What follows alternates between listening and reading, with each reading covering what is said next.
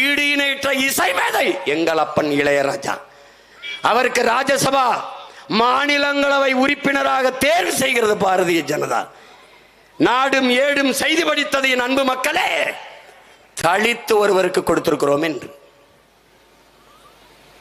எவ்வளவு வலிச்சிருக்கும்.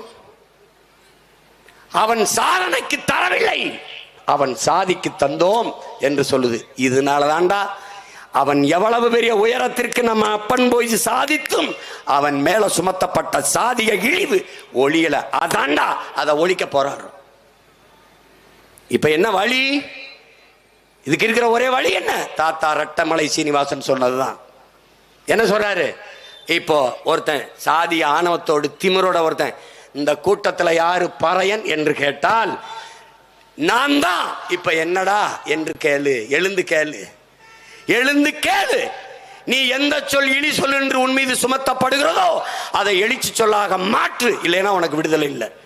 பெருந்தலைவர் காமராஜர் நம் தாத்தன் முதுகுளத்தூர்ல உட்கார்ந்து பேசுகிறாரு. முதலமைச்சரா சீஃப் மினிஸ்டர் ஆஃப் தமிழ்நாடு, முதலமைச்சர், தமிழ்நாட்டின் முதலமைச்சர் உட்கார்ந்து பேசிட்டு.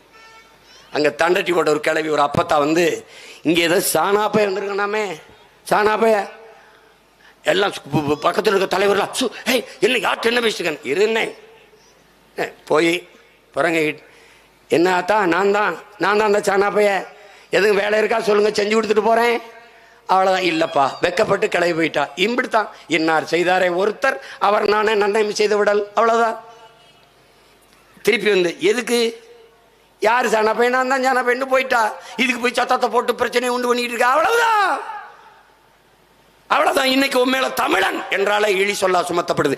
நிமிருடா, ஆம் நாங்கள் தமிழர்கள் என்று நிமிருடா. உலகெங்கும் போ. இஸ்லாமியன் என்றால் தனி சோதனை, தமிழன் என்றால் தனி சோதனை. எல்லா விண்ணூர்தி நிலையத்துக்கும் போய்ப்பார். ஏன்? நம்மை தீவிரவாதி பயங்கரவாதி என்று பார்க்கிற போக்கை உலகம் முழுமைக்கும் கட்டமைச்சு வச்சிருக்கான். நம்மை போல மானுட நேயம் உயிர்மை நேயம் கொண்டவன் ஒருவனும் இல்லை. அண்டை அயலானுக்கும் அன்பு காட்டு நபிகள் நாயகம். அடுத்தவன் பசியோடு இருக்கும்போது உண்ணாதே நபிகள் நாயகம். தன்னை போல் புறரையும் நேசி இயேசுபுரான். என்ன கொண்டு வந்தாய் கொண்டு செல்ல கிருஷ்ண பரமாத்மா.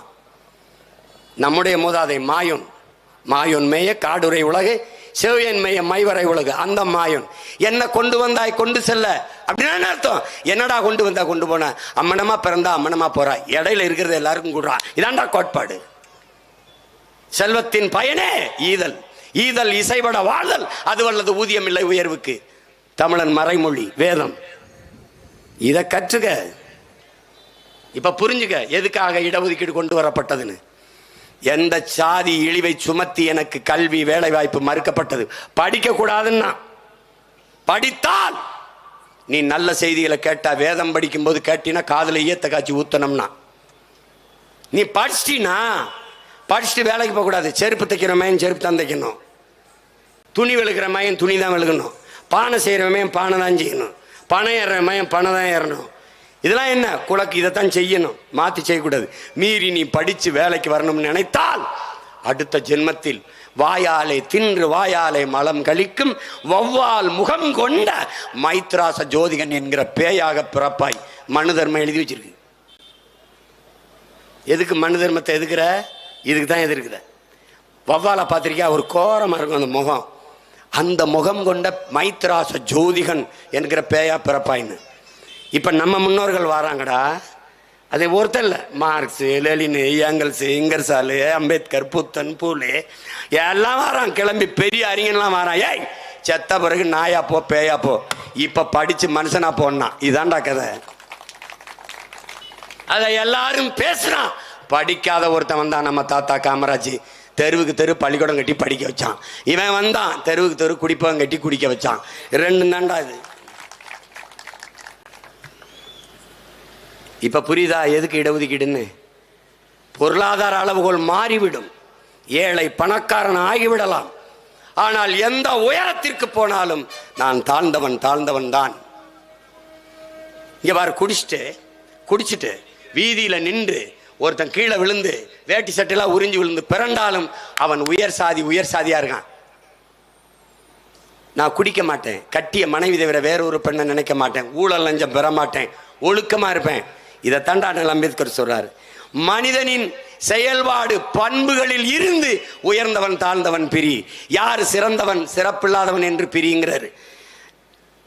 நான் கல்வி கற்றிருக்கிறேன், ஒழுக்கமானவன், உண்மை பேசுவேன், நேர்மையா இருப்பேன், பொய் பேச மாட்டேன், களவு செய்ய மாட்டேன், பிறர்மனை நோக்க மாட்டேன், ஊழல் லஞ்சம் செய்ய மாட்டேன், மது இருந்த மாட்டேன், மானுட குலம் ஒழுக்க விதிகளுக்கு வைத்திருக்கிறபடி நான் வாழ்றேன் அப்படின்னா இவன் யார்? இவன் தான்டா உயர்குடி பிறந்தோன், நற்குடி மகன், இவன் தான் உயர்ந்தவன்.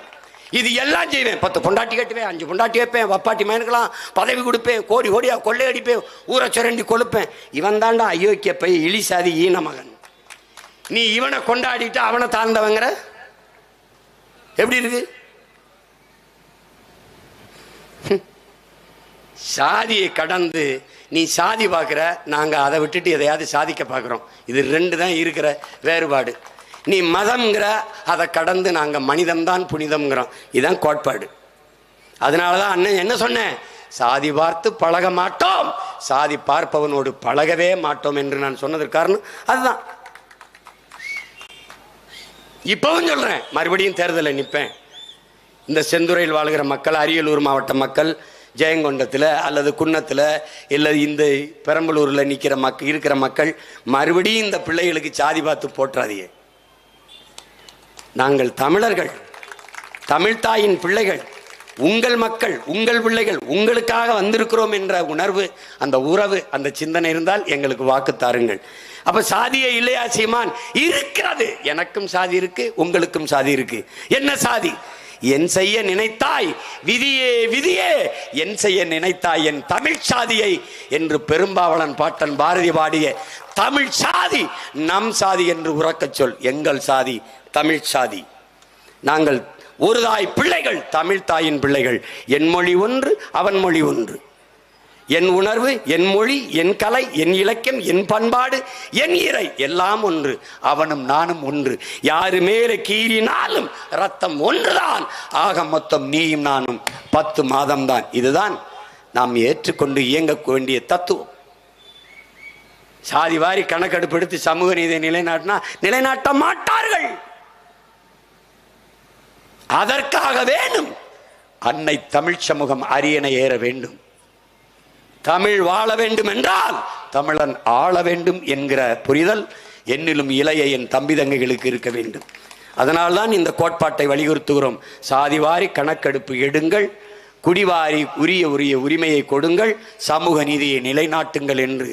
இதனால்தான் சாதிவாரி கணக்கெடுப்பு சமூக நீதி என்ற தலைப்பிலே இந்த மாபெரும் பொதுக்கூட்டத்தை நாம் தமிழர் பிள்ளைகள் நடத்தி இருக்கிறார்கள்.